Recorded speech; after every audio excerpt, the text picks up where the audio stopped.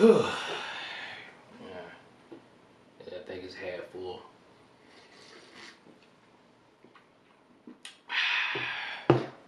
Yep. What's going on, people? I'm Garrett Jordan. Welcome to my YouTube channel. If this is your first time, please, if you liked the last video I did, please subscribe. The link is in the bottom. You can also check out my podcast, the Tuna Fish Special Podcast, where I do movie reviews, talk about random stuff on there, general stuff that's my opinion.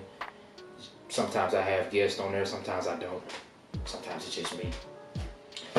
Anyway, I'm doing a review today, and I'm kind of excited about this one. Halloween is approaching, and I'm a huge horror fan.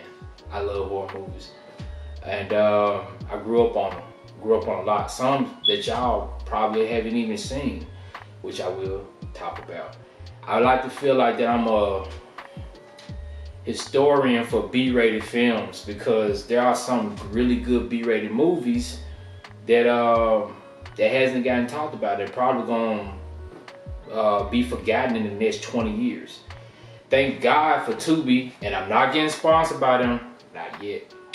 But Tubi is keeping that some of those movies alive, and I suggest y'all just go on Tubi and just surf.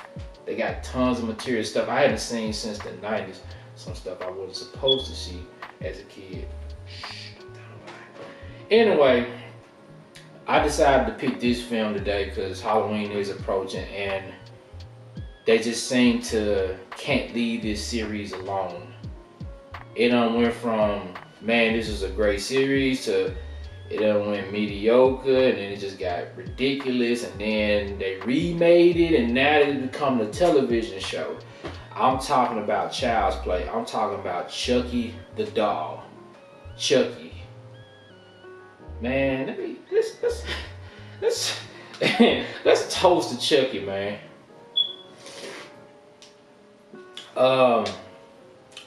Chucky. I was never scared of Chucky. Chucky was always funny, but you gotta give the 80s credit for originality. So the movie is called Child's Play. It's not Chucky, it's just called Child's Play. And the movie stars Chris Sarandon, Catherine Hicks, and a young Alice Vincent, and Brad Dourif, who played Charles Lee Ray, the Lakeshore Strangler, who was a murderer, who killed people. And in the beginning of the film, he's on the run from Detective Mike Norris, played by Chris Sarandon, and he's on the run. They chased him down, they hunt him down, they shot him, he's dying, and he lands in a toy store. And in this toy store, it has nothing but good guy dolls. This is like the dolls of the time in this movie. And instead of him just dying, we didn't know that Charlie Ray practiced voodoo. It's very rare that you see a white dude doing voodoo and speaking voodoo language in a film, so that was brand new. Anyway, he didn't die. He possessed the doll. He got away. His body was gone, but his his entity was inside the doll. The cop thought he killed him. He wasn't dead. And then we go over to a young Andy Barkley. Andy wants a good guy doll. And I know the feeling, Andy. I know how you feel, because I felt the same way about Power Rangers. I was so obsessed with getting a Power Ranger. In particular, I wanted a Green Ranger. Never got it, but let's be on the point. Let's get back to it. So anyway, he lives with his single mother, played by Catherine Hicks, who, if y'all don't remember, she was in Seventh Heaven. If any of y'all watched that show, I didn't. But I remember seeing her and a few other people in there. Jessica Biel was in there, I think, but whatever. Anyway, she's a single mother. It's him and his mother. He tells his mother he want a good guy doll for his birthday. And she, like any mother, she wants to give it to him, but I think she couldn't. I looked at it not too long ago. I think what it was that she couldn't find it. That was hard to come by. And like I said, I understand. Like, some toys back then in the 80s and 90s, toys represented a lot of kids' childhood, especially boys. So those things sold out. So it just so happens, well, she did get him like some good guy material, but he wasn't happy. He wanted the actual good guy doll. And her friend, they both worked at, looked like a Macy's or Dillard's or some shit like that. And her friend had to hook up some street dude. Some street dude always got to hook up on things. Had a good guy doll, and it just so happened this good guy doll got a very, very special because it's the entity of Charlie Ray inside of it. And I don't want to get into too much into this, but basically the doll starts talking. She buys the doll from the street dude. The doll, she sends the doll home. The doll starts talking to Andy.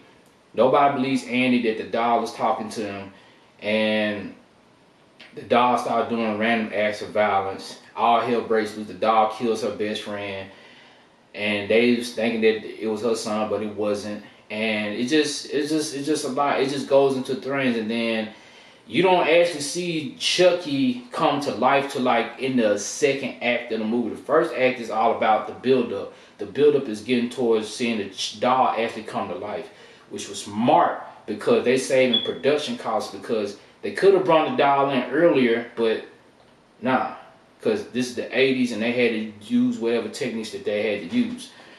And it goes into this whirlwind of things, and Chucky, you see Chucky come to life. He talking mad noise. You see him walking, talking, killing people. He a pretty tough doll. Chucky represented a lot of those very original horror characters back in the 80s. You had Freddy Krueger. Of course, Michael Myers was in the 70s. So was Jason. But he's in that ranks where those guys are. And, you know, Leatherface. And Chucky represents a lot of our childhood. Now, of course, they made a lot of sequels after Child's Play. Child's Play was a huge success. It was directed by Tom Holland, who directed another one of my favorite films. I don't think I did a review on Fright Night, but he directed Fright Night, which also starred Chris Sarandon. And Tom Holland's something special. I actually liked a few movies that he directed. I think he's a very special director. You don't see him that much. You don't see a lot of those 80s directors anymore because I guess times have changed and they don't feel like, you know, I guess they don't want to direct anything anymore. But I did like a lot of his directing. Even that whack-ass Halloween Season of the Witch. As cheesy and corny that movie was, because you can't make a Halloween movie without Michael Myers, that movie was still decent. And I think he did a good job for what he did with it. Anyway, the movie was directed by Tom Holland. It was written by Don Marchini, who I think he owns the right of Child's Play. And they made many sequels. Child's Play 2, Child's Play 3. To me, all three of them, the first three was good. The third one was like, because it was a different actor playing Andy, and I wasn't really cool with that. And then you went to The Bride of Chucky, which that's where we get to the comedical stuff. And that's when Chucky kind of went downhill from there. And especially that sex scene with two dolls. That was just, I remember going to see that movie. Woo! Good times. Good time. Then the Seed of Chucky, that was, I didn't even want to watch that. I knew that was going to be too ridiculous. They came out around the time Scary Movie was like the thing, and I felt like they were just biting off of what the Scary Movie franchise did at that time, and I didn't want to see that. And now, then 2019, they did a remake on that. I think I'm gonna do a review on the remake. I haven't seen it yet. I didn't want to see it. It just at this point, look, if it's not broken, don't fix it. That's my opinion. There are some movies that need to get remade, and there's just some that just don't need to be bothered. Chucky was one of those ones that didn't need to be bothered with.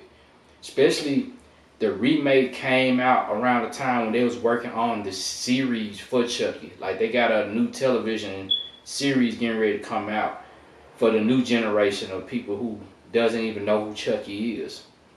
So, I don't know. Cash grab shit. Y'all know how Hollywood do. It's cash grab, baby. Anyway, I would recommend y'all go see the first one if you have not. You should have. He's a pop culture icon. Like Freddy Krueger, next to Freddy Krueger, I say Chucky up there. Like as far as like villains that's part of pop culture, Chucky's up there. He surpassed Michael Myers and Jason. He up there. And merchandise too. You know, people bought those good guy dolls. I remember I had a friend that had a lot of the good guy doll memorabilia and shirt. I got a Chucky shirt too.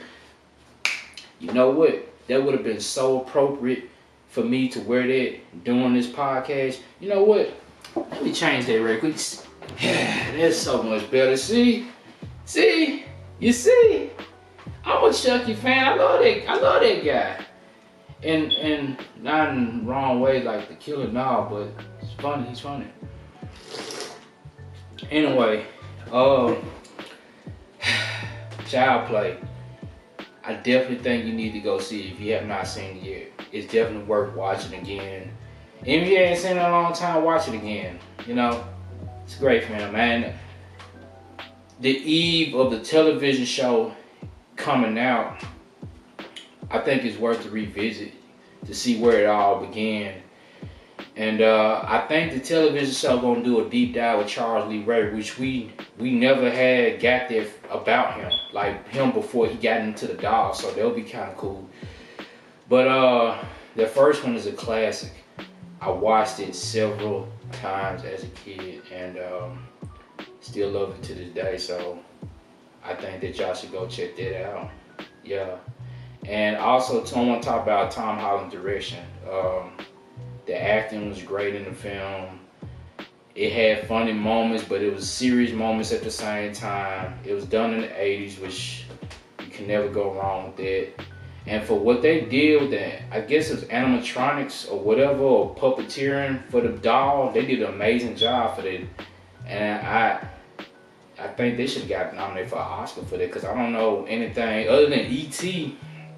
that was doing something quite like that at the time. And yeah, Child's Play was on point. Cinematography was great. Character build-up was great.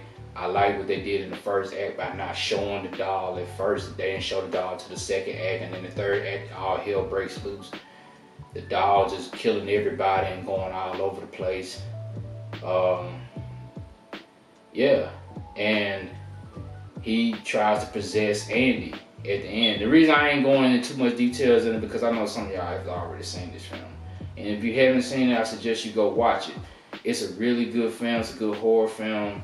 It's not as scary as most, but it's entertaining as hell to watch.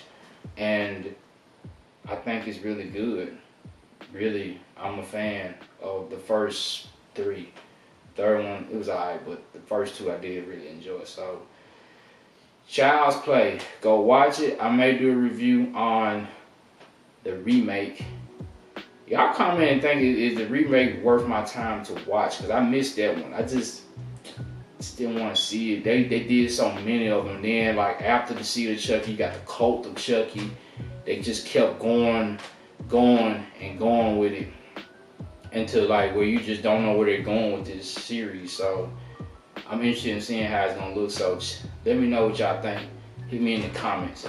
But anyway, that's it. That's my review for Child's Play. I suggest y'all go watch it. It's a really great film. It's a classic film. And I'm Gary Jordan, and we out. Got out my shirt.